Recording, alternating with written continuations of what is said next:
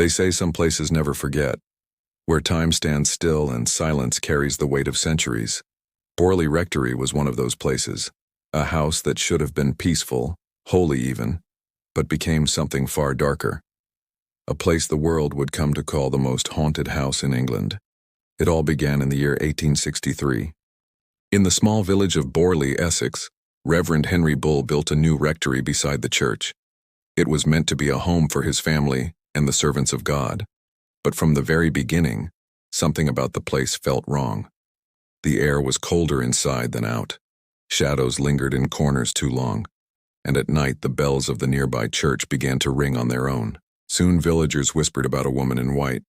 They said she appeared along the garden path after sunset, moving silently, her face hidden beneath a veil. They called her the Nun of Borley.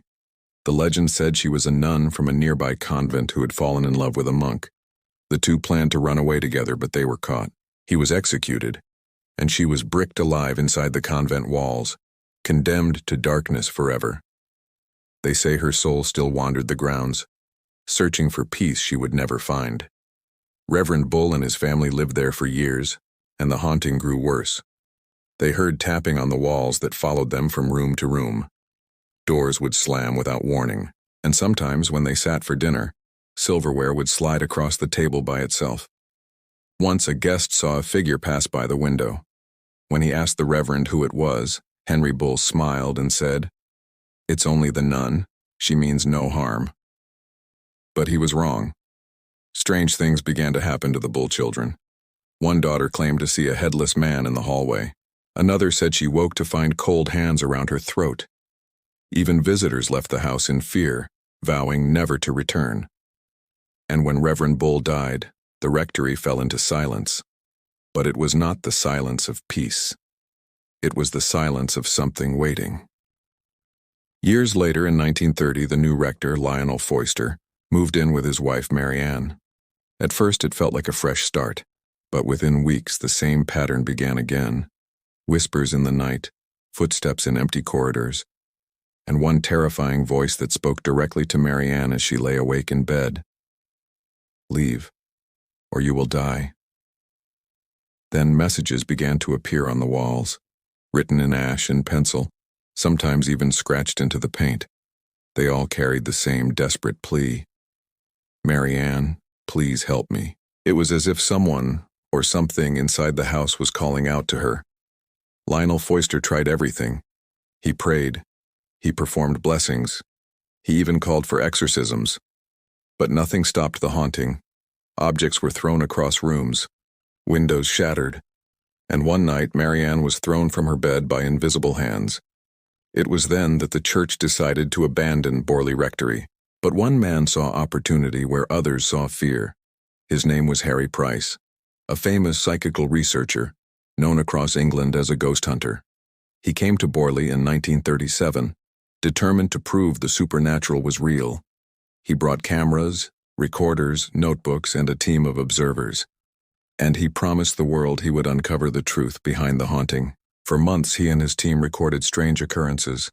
Objects moved, lights flashed in empty rooms, and once a camera caught a faint, ghostly figure near the staircase, a misty outline of a woman in white. Harry Price published his findings, and the newspapers went wild. "England's most haunted house," they declared. Borley Rectory became a legend, and Harry Price became a celebrity. But not everyone believed. As his fame grew, so did suspicion. Critics accused him of faking the evidence. Some said he planted the messages. Others claimed the photographs were manipulated. They called him a showman, not a scientist. But even after Harry Price died, people still reported seeing strange lights at the site. They still heard whispers, and the legend refused to die. Then came the fire. In February 1939, Borley Rectory burned to the ground. The cause was never fully explained. Some said it was an accident. Others swore they saw a woman in white drifting past the windows just moments before the flames began. When the ashes were cleared, workers discovered something horrifying in the ruins. The bones of a woman, buried beneath the cellar, next to a small iron cross. The villagers said it was her, the nun. Her body found, but her soul still lost. Even after the fire, the hauntings didn't stop. Travelers who passed by the site at night reported seeing a faint figure in the moonlight, walking slowly across the field where the house once stood. Sometimes she vanished into thin air, sometimes she turned to look directly at them. And always, the air grew cold when she appeared. Over the years, scientists and skeptics tried to investigate. They brought instruments, thermal cameras, voice recorders.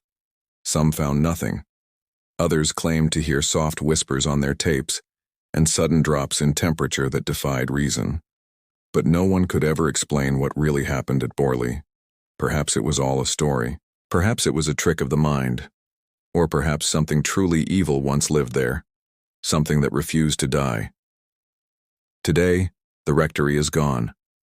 Only the church remains, standing quiet beneath the same gray sky.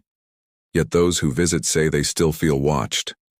That even in daylight the air feels heavy, as if the ground itself remembers. And sometimes, when the wind passes through the trees, a whisper carries across the ruins. A woman's voice, faint, broken, pleading. Leave, or you will die. Borley Rectory may have burned to ashes, but its curse never faded. It lingers in the stories, in the memories, in the darkness of every old house that creaks when no one is there. They say some houses never rest, and Borley Rectory was one of them, because the dead, it seems, do not always stay buried.